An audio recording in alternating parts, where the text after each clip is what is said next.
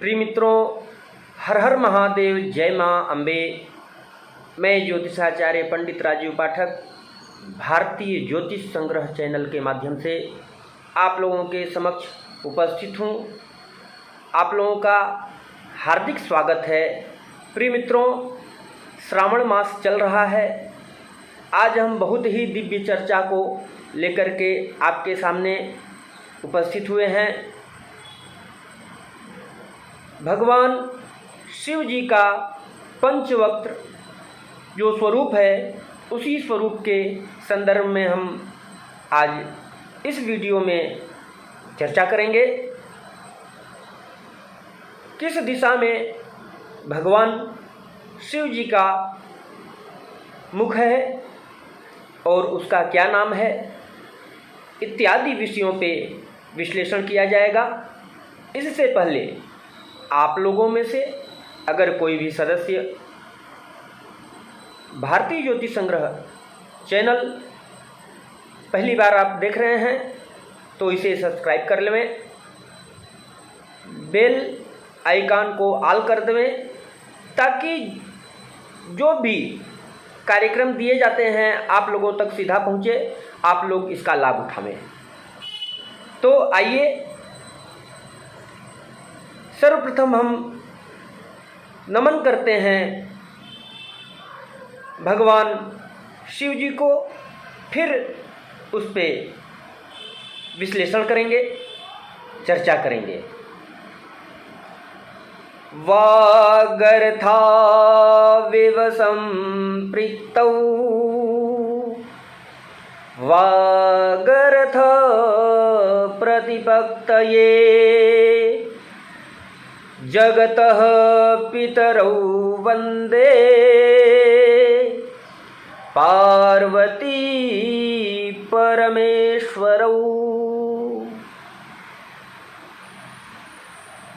वक्त्र मतलब होता है मुख। भगवान शिव जी का जो पंचवक्त्र स्वरूप है, 5 मुखों के कारण शिव जी पंचानन कहलाते हैं और पंचवक्त्र उन्हीं को कहा गया है। प्रिय मित्रों, भगवान शिव जी के 5 मुख सद्योजात, वामदेव, तत्पुरुष, अघोर और ईशान, यह प्रत्येक मुख में 3-3 नेत्र बन गए हैं, जिसको आप लोग जानते हैं भगवान शिव जी त्रिनेत्रधारी हैं। तभी से वे पंचानन या पंचवक्त्र कहलाने लगे हैं। इनके 5 आनन होने के कारण यह पंचवक्त्र कहलाए। अब भगवान शिव जी के जो 5 मुख हैं, ये चारों दिशाओं में और 5वां मध्य में है। भगवान शिव जी के पश्चिम दिशा का मुख जो है वह सद्योजात है। यह स्वरूप बालक के समान स्वच्छ, शुद्ध, वह निर्विकार है। उत्तर दिशा का मुख जो है उसका नाम वामदेव है। वामदेव अर्थात विकारों का नाश करने वाला। दक्षिण दिशा का जो मुख है उसका नाम है अघोर। अघोर का अर्थ है कि निंदित कर्म करने वाला। निंदित कर्म करने वाला भी भगवान शिव जी की कृपा से निंदित कर्म को शुद्ध बना लेता है, वह शुद्ध हो जाता है, पवित्र हो जाता है। भगवान शिव जी के पूर्व मुख का नाम, जो पूरब दिशा में मुख है, उसको तत्पुरुष नाम दिया गया है। तत्पुरुष का अर्थ होता है अपने आत्मा में स्थित रहना, विराजमान रहना। ऊर्ध्व का नाम है, ऊर्ध्व मुख जो है वह ईशान है। ईशान का अर्थ होता है स्वामी।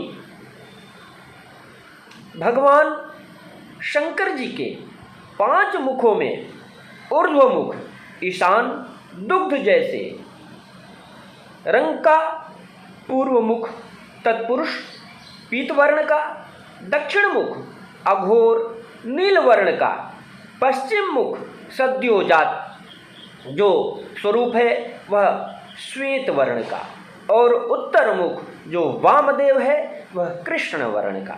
ऐसा वर्ण व्याप्त है, प्राप्त है।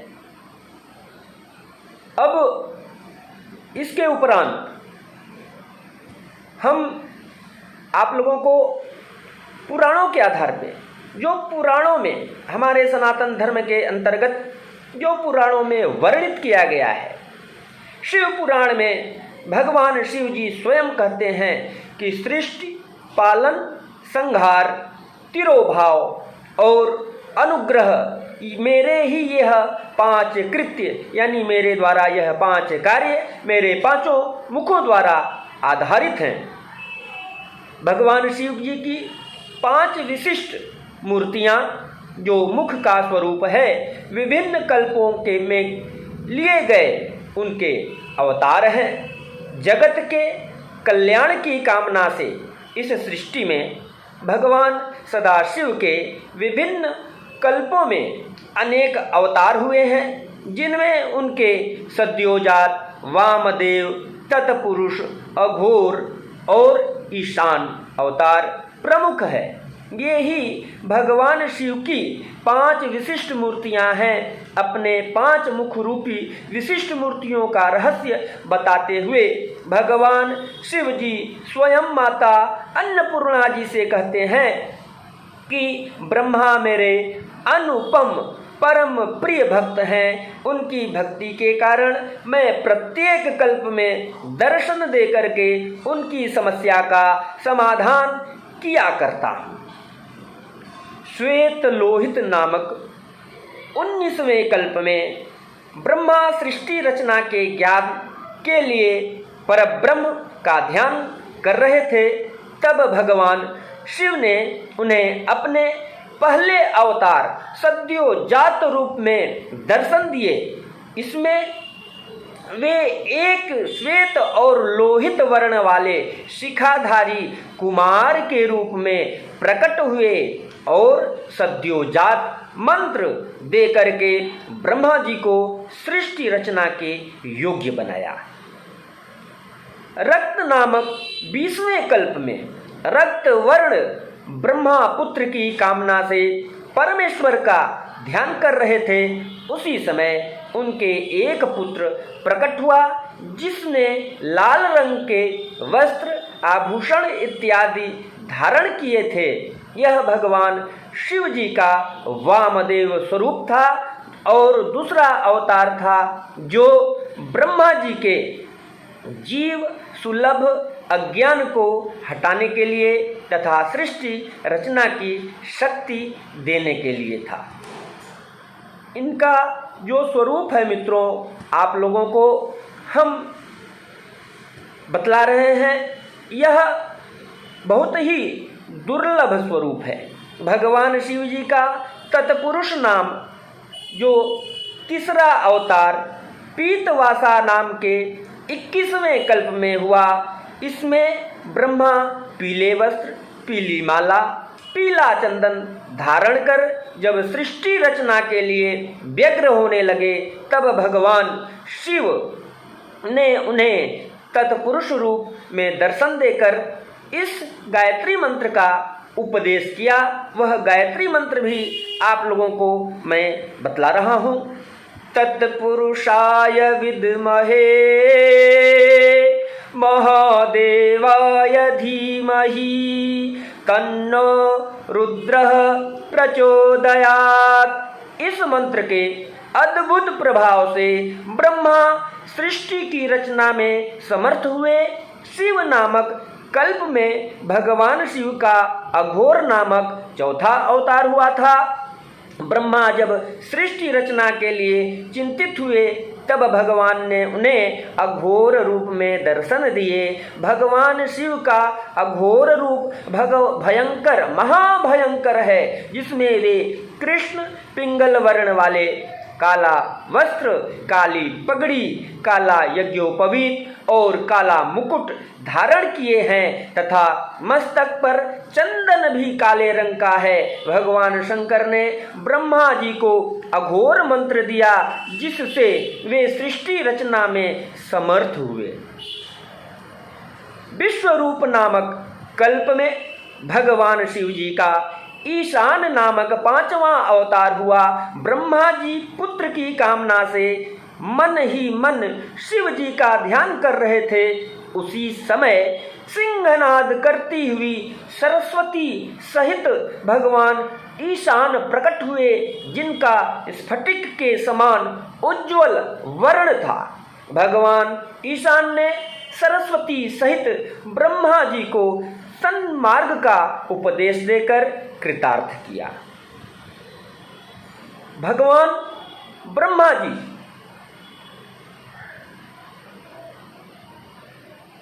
मित्रों, भगवान शिव के इन पंचमुख के अवतार की कथा पढ़ने और सुनने का बहुत महात्म्य बतलाया गया है।